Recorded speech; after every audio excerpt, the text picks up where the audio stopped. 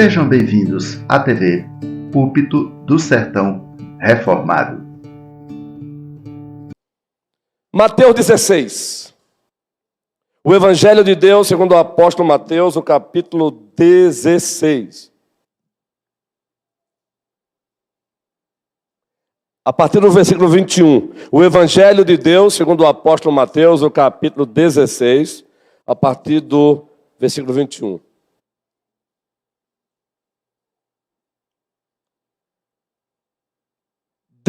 Vou ler na Almeida atualizada, não? Eu estou com a NAA.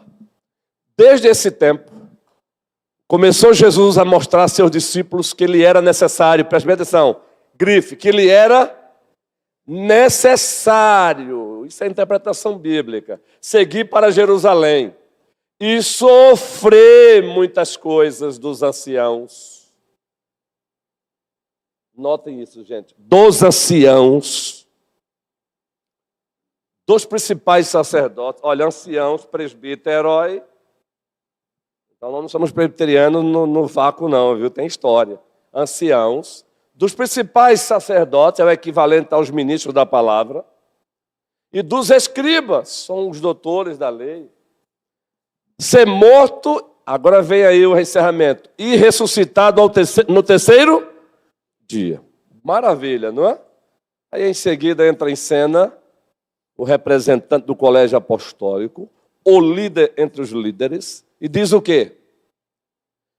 E Pedro, chamando-o à parte, começou a... Gente, isso é forte. Leiam aí, por favor.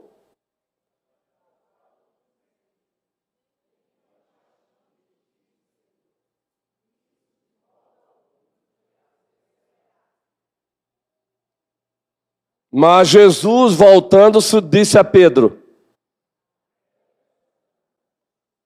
Tu és para mim pedra de tropeço, porque não cogitas das coisas de Deus, e sim das dos homens. A última parte, porque tu não cogitas das coisas.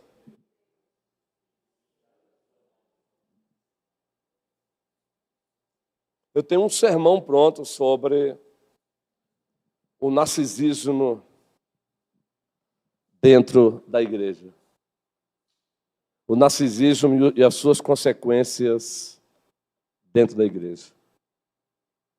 Como eu vou pregar esse sermão em 2026, eu quero pegar uma parte dele. Duas formas antagônicas de cogitar. Duas formas antagônicas, inimigas, quando o assunto é cogitar algo, que envolve mentalidade, que envolve direcionamento do eu, que envolve concepção da vida, da realidade. Nós temos a cogitação do alto de Deus, o cogitar as coisas de Deus, e temos as cogitações da terra, de baixo. Tiago diz que também é diabólica. E não nos enganemos. Aquele que por um momento ali reprovou Cristo, tentou dissuadir Cristo a não passar pela cruz, naquele exato momento, não no aspecto ontológico do ser, mas no aspecto funcional, ele se tornou instrumento do diabo. Por isso que Cristo disse: arreda-te, Satanás. Cristo não estava delirando não, gente. Ele olhou para Pedro e disse: arreda-te, Satanás. Ele não está no aspecto ontológico do ser, dizendo que Pedro é do diabo, é um ser diabólico. Ontos é ser, é a doutrina do ser, do ser. Ser humano, ser angelical, ontologia, ontológico. Ele não está dizendo que ontologicamente ele é diabo, ele é um demônio. Mas no aspecto funcional, naquele momento, mesmo sem ele fazer anuência ao diabo, ele foi instrumento diabo. Por isso Cristo, arreda-te, porque gente de Deus O que foi que Pedro tentou fazer aí com Cristo? Que ele desistisse do caminho necessário para o qual o Pai o havia enviado. Entenderam o texto? Era necessário, entenda aí, decretos de Deus, propósitos de Deus, desígnios de Deus, plano histórico redentivo. Entenda aí o necessário como plano de Deus, desígnio de Deus. O caminho que Deus estabeleceu para o seu Filho, com o objetivo de redimir a humanidade, o cosmos, o universo, com o objetivo de concretizar a redenção. Era necessário o quê, gente? A cruz, simbolizando aí tudo, todo o sofrimento, humilhação, era necessário. Não haveria redenção sem a cruz. Não haveria redenção sem a cruz. Mas aí Pedro, que serve-nos de modelo nesse momento, de que um cristão não vigiando, ele pode se encontrar cogitando as coisas dos homens. Entenda, oriundas do pecado, da carne.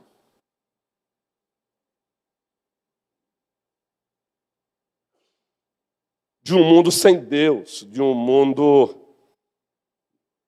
nihilista, sem sentido, é o nada pelo nada. A doutrina do nada, o nihilismo. Aí entra o existencialismo e diz, é você que dá sentido à vida, faça qualquer coisa para dar sentido à tua vida. Não.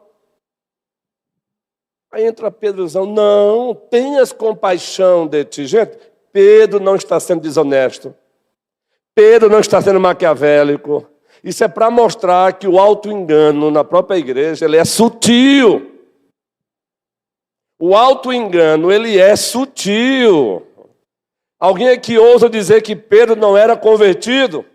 Um verdadeiro convertido, eu creio. Ainda que lá em João 21, o Senhor faça menção dizendo quando te converteres, mas ali é uma questão de maturidade, de profundidade. Ele já era convertido. Ora, gente, antes, no texto imediato, o que foi que Pedro tinha acabado de confessar? Nesse mesmo capítulo. Depois que Cristo olha para os discípulos e pergunta, o que diz o povo, seu filho do homem? Uns dizem que é João o Batista, outros dizem que é Elias, outros dizem que é Jeremias ou algum dos profetas. Era assim que enxergavam Cristo.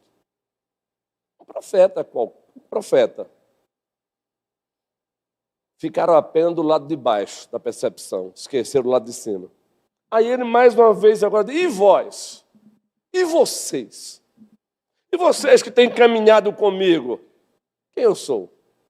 Aí o representante do colégio apostólico diz, tu és o Filho do Deus vivo. Gente, que confissão. O próprio Cristo disse, bem-aventurado és tu, Simão Barjonas. No original a ideia é, tu és um abençoado. Tu és um homem feliz.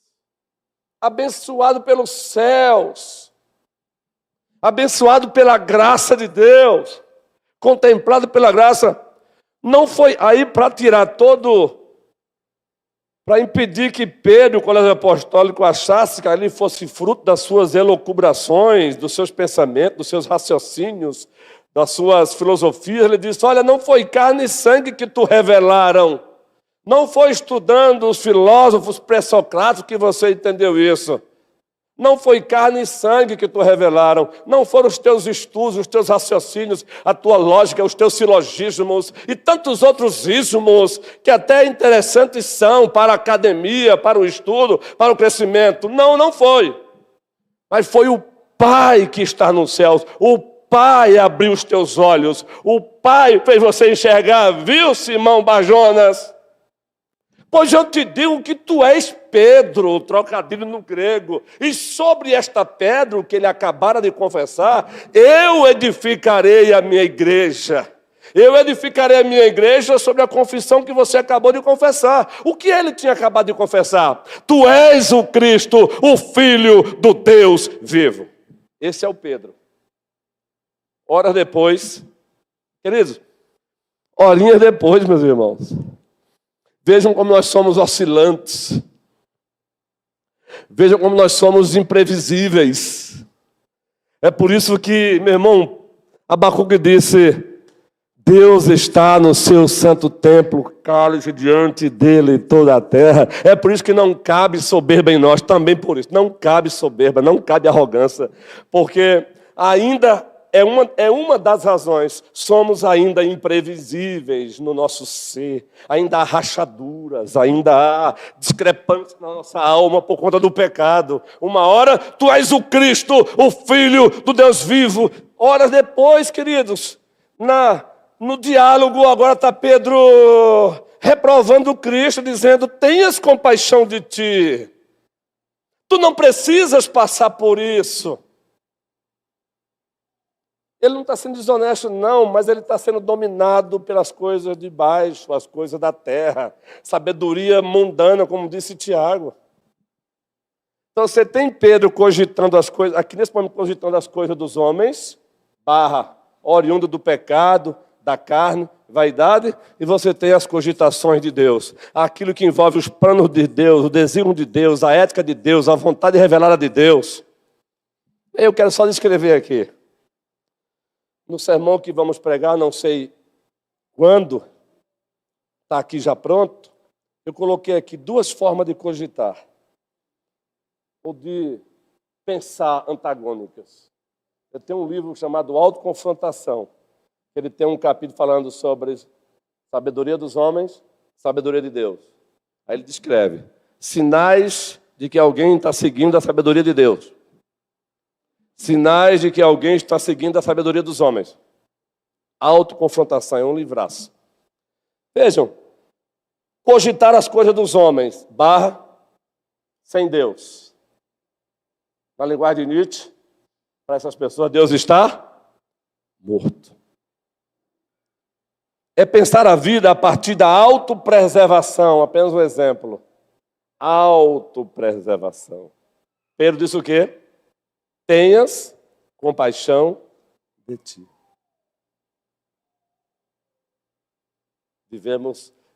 Ontem eu li praticamente 2 livros do mesmo autor. Um monge beneditino. Esses monges, eles são muito voltados para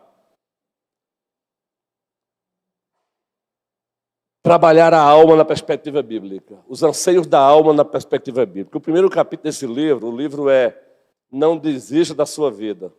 Não desperdice sua vida, garantisse. O garantisse. E ele lá trabalha na perspectiva bíblica, pegando um carona com alguns doutores em psicologia, e diz o seguinte: nós estamos tão obcecados pela garantia da vida que a gente não vive a vida. As pessoas estão tão obcecadas pela garantia da vida que elas estão deixando de viver a vida, gente. Eu vou trabalhar para me aposentar, e quando eu me aposentar, entende agora? Eu vou trabalhar para me aposentar, e quando eu me aposentar, e aí deixam de viver o hoje, e viver a vida na perspectiva de Deus. Que capítulo! Agora, você não precisa ler ele. Leia John Piper. Não jogue sua vida fora ou não desperdice sua vida também. Leia. Leia o livro Em Busca de Algo Mais, de um outro autor que não é John Piper. Autopreservação. Nós estamos tão obcecados pela autopreservação, pelo autoconforto, que tudo aquilo que vem a mexer no nosso Deus, chamado conforto, não ouse propor a mim. É por isso que hoje em dia, com muito carinho, gente, você desafia a igreja a fazer certos trabalhos, é um Deus... Eu não vou usar essa expressão não, que banaliza Deus. Mas vocês entendem, é um Deus nos acuda. É um desafio, meu irmão. Quase que estamos é como se Deus estivesse pedindo um favor. Olha, olha, é só um dia na semana. Eu sei, vai mexer no teu conforto. Um dia.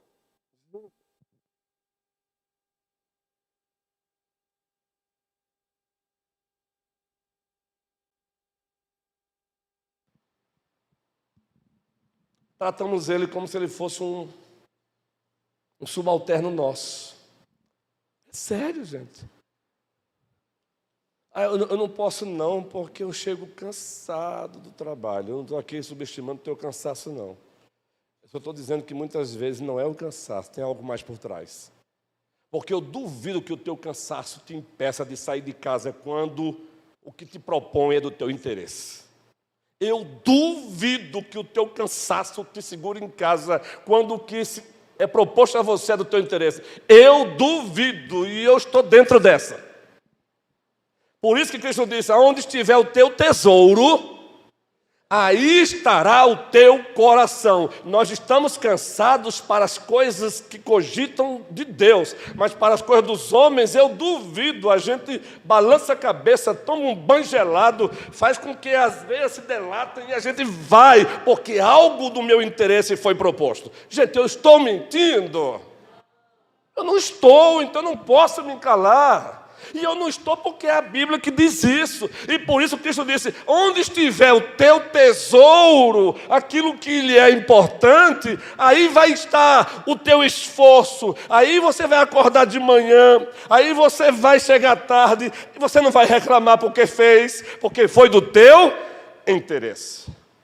Entende que o problema não se resume ao cansaço, e aqui nós não estamos subestimando o cansaço, somos humanos. O próprio Cristo nos chama para o descanso. O que eu estou questionando é que tudo na vida eu não vou porque eu estou cansado, eu não vou porque eu estou cansado, eu não vou porque eu estou cansado. Aí eu trabalho demais, eu não vou porque eu estou cansado. Eu não vou não, eu estou cansado.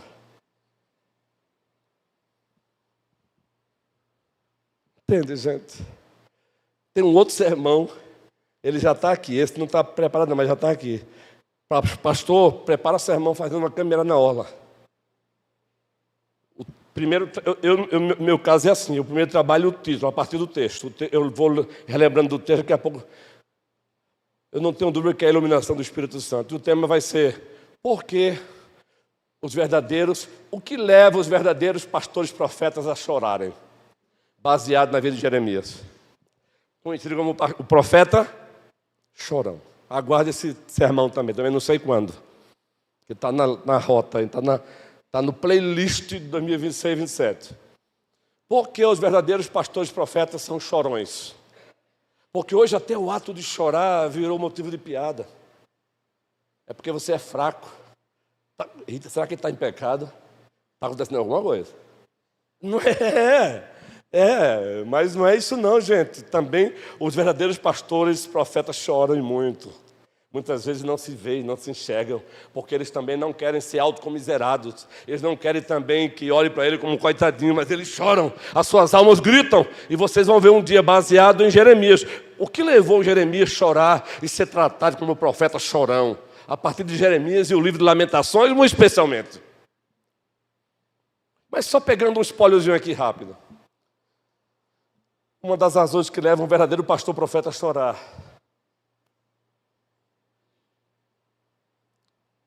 é olhar e perceber muitas vezes um divórcio entre aquilo que alguns confessam e o que praticam.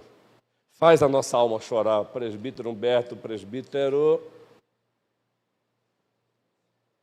Clécio Guerreiro, está ali o guerreirão.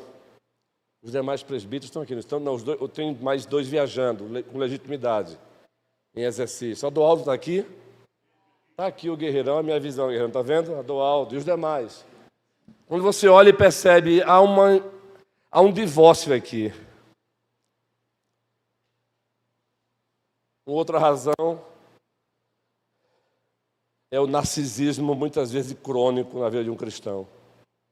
E aqui no aspecto patológico, clínico, psicológico, mas também no aspecto bíblico. O narcisismo crônico.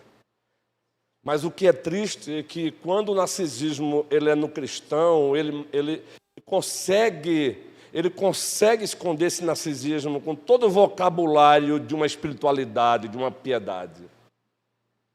Ora, o que é que Pedro está fazendo ali? Irmão, Pedro está sendo... Vocês acham, agora vamos bater um pouquinho em Pedro agora. Vocês acham que a principal preocupação de Pedro está sendo com Cristo? A principal preocupação de Pedro, quando diz, tenha compaixão de ti, tu não precisa passar por isso, é com Cristo? É com Ele mesmo, porque ele está caminhando com Cristo, Ele quer usufruir das benesses. Mas ele se esqueceu que antes da glória tem o caminho da cruz. Veja como o narcisismo religioso, ele muitas vezes nos engana. Ele não está preocupado com Cristo, a prova é tanto que chegou um momento que ele disse o quê? Eu não conheço.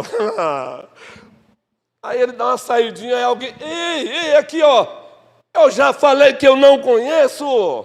Aí outra, é ele, eu não conheço. Cadê o Pedro? Cadê o Pedrão que disse, tenha compaixão de ti? Entende como somos imprevisíveis, gente? Então, quando eu vejo hoje até pastores dizendo assim, gente, eu vivo numa contínua autoconfrontação comigo mesmo, mas eu sempre peço ao meu Deus para não deixar meu coração azedar. Porque quando você tem os olhos abertos demais para perceber o que os não percebem, você também fica muitas vezes... Você chora o que os outros não choram, sente o que os outros não sentem. E aqui eu não estou com síndrome de Elias, não. Em o nome do Senhor Jesus Cristo. Síndrome de Elias também já é pecado.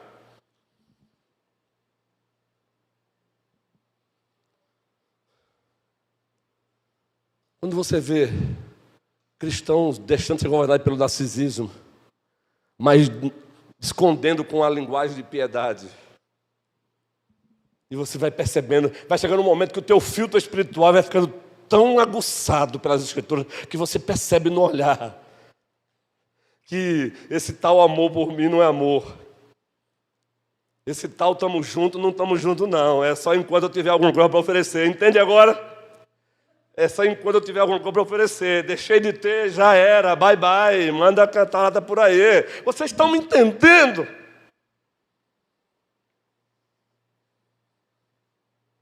É muito fácil olhar para o mundo e é um absurdo. No mundo você vale o que você tem, mas aqui e acolá, em alguns setores, a ideia do Senhor tem dado lugar a isso. Você vale o que você tem.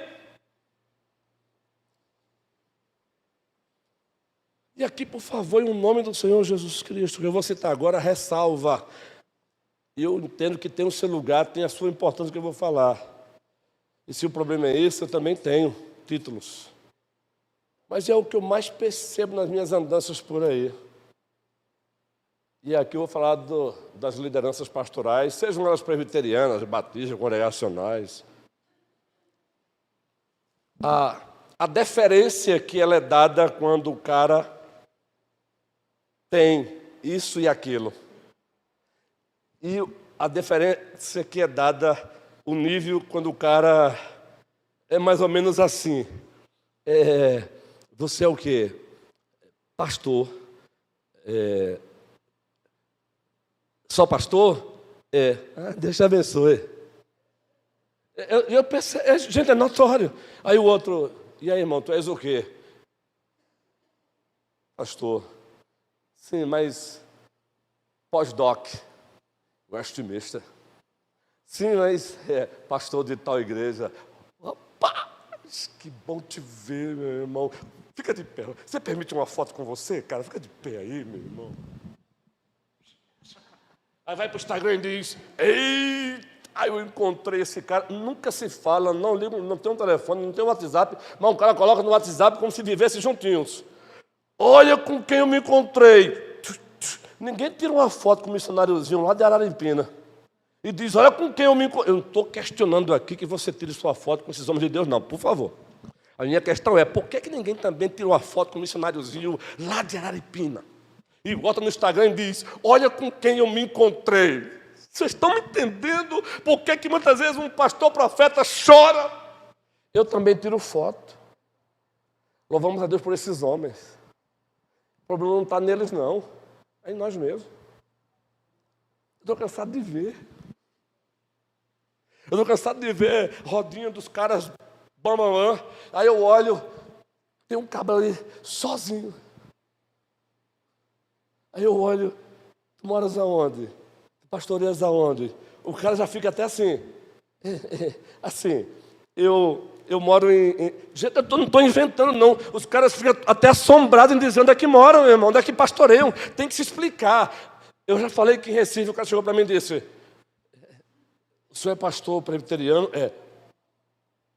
Normal, o presbiterianismo respeitado. Pastor é aonde? Eu falei. Aí, e você, amado do Senhor? Aí ele: eu não estou inventando não, viu, gente?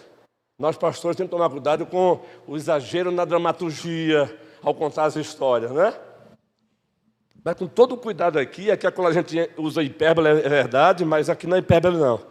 Luz e Vida, livraria, que hoje cerrou as portas, que pena, fechou as portas. Está lá. E você, pastoreia onde? Aí ele: tu és pastor? Eu digo: sim. Tu pastoreias com a igreja? Assim, é uma igrejinha lá no bairro. Ele usou essa expressão, gente, parecia que ele estava diante de um Deus de Zeus.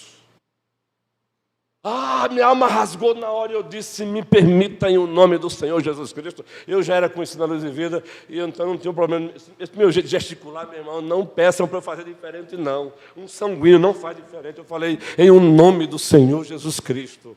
Você me permita uma fala? Permita. Você não é pastor de uma igrejinha, não.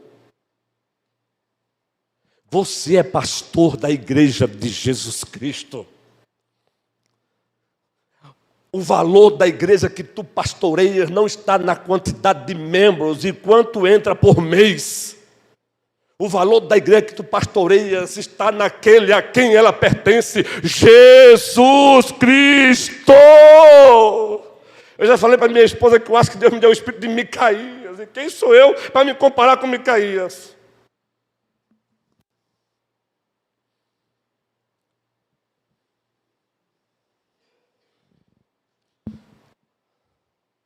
Tenha compaixão de ti, Senhor. O horário está chegando. Como é que você tem se comportado nessa área, gente? O que você anda cogitando? Autopreservação? Sucesso visual? Todo mundo na hora quer ser influencer. E aqui, com todo respeito aos influencers, hein? Desde que use para o bem. Mas todo mundo quer ser influencer. E o pior é que nesse negócio de todo mundo influência, o filósofo Sun Yong-hun, escreveu um livro, Transparência. Mas a transparência é no aspecto de as pessoas estão tão obcecadas pela fama, que estão escancarando câmaras da sua casa, setor da sua vida que é só para elas, gente. As pessoas estão tornando público, Guilherme, aquilo que não é para tornar público nem para os melhores amigos, meu irmão. Tudo por uma obsessão de ser visto. As pessoas estão escancarando intimidades que nem mesmo pessoas amigas você pode contar.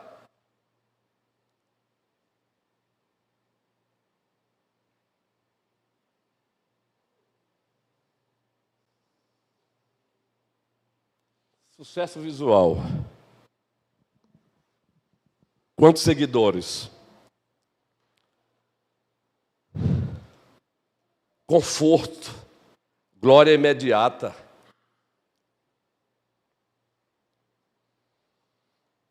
Cogitar as coisas de Deus é pensar a vida a partir de Deus, obediência, eternidade, cruz antes da coroa, morte para gerar vida. Se alguém quer vir após mim, negue-se a si mesmo, toma a sua cruz e siga-me. Isso é cogitar na perspectiva de Deus. Deus não pensa a partir do medo, da perda, mas da certeza da redenção.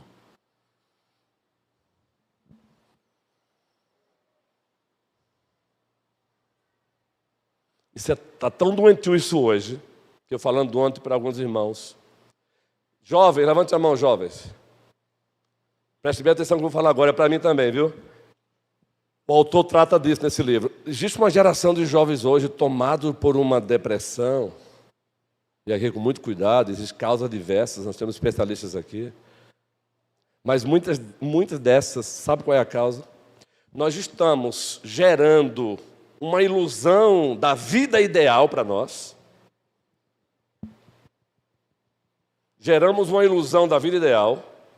Só que essa ilusão da vida ideal, ela não coaduna com a vida real. E aí você passa a odiar a vida real que você tem hoje. Você passa a ser descontente com o que você tem hoje.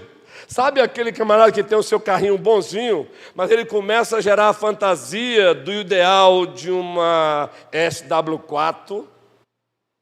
E aí eu vou falar de hobby, hein? Se eu tivesse grana, eu compraria. SW4, 3.0. Eu botava na estrada com Jajá de carona, de diazepam de 300, para ela dormir, e viajava para a América do Sul. Tirando isso, aí eu crio essa fantasia, eu começo a olhar para o meu carrinho, que está na oficina esses dias, e eu começo a olhar para ele, é sério, gente, e eu começo a olhar para o meu carro e sentir o quê? Descontentamento. Eu começo a fazer a fantasia de uma casa ideal, e aí eu olho para a minha casa real e eu começo a sentir o quê para com ela? Descontentamento. Aí eu começo lá nos lados ocultos da vida, quem sabe, fazer a fantasia de uma esposa ideal. Aí eu começo a olhar para a real. Já continua linda, mas não é mais a menina com quem eu casei com 26 anos. O Luiz Ronilson não é mais o homem com quem ela casou quando eu tinha 26 anos. Aí o que é que eu faço agora? Começo a sentir descontentamento com a minha esposa. Entende agora o perigo? Já ouviram a história a grama? Você entendeu, gente? Em o nome do Senhor Jesus Cristo, cuidado. É o pastor que está pastoreando a igreja o ama, cuida dele também, há uma reciprocidade, mas ele está no Instagram, Aí, gente, eu tomo cuidado de fazer isso hoje, porque enquanto eu estou vivendo aqui uma fase boa com a igreja, tem colegas meus fiéis vivendo na desgraça. Até isso tem que tomar cuidado para não deixar ele mais triste. Mas olha, aí o cara está lá,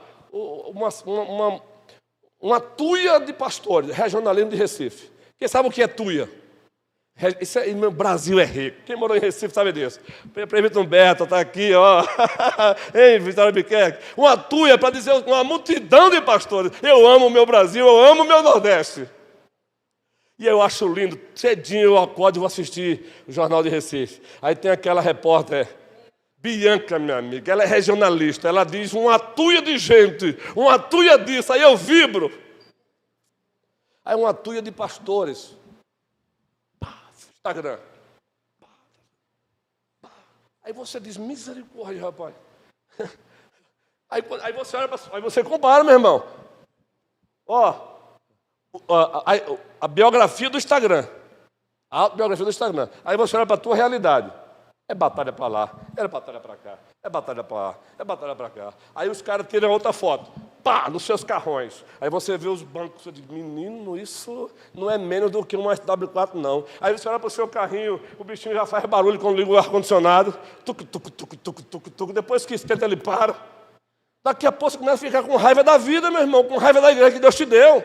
Com raiva da igreja que Deus te confiou. Um autor escreveu uma vez sobre cuidado, pastores, para não amarem tanto a igreja ideal e passarem a odiar a igreja real. A igreja real é feita de gente que ainda peca, pisa no teu calo, age com orgulho, com soberba. E para fechar, Débora Leal, é contigo. Tem problema em pegar o microfone?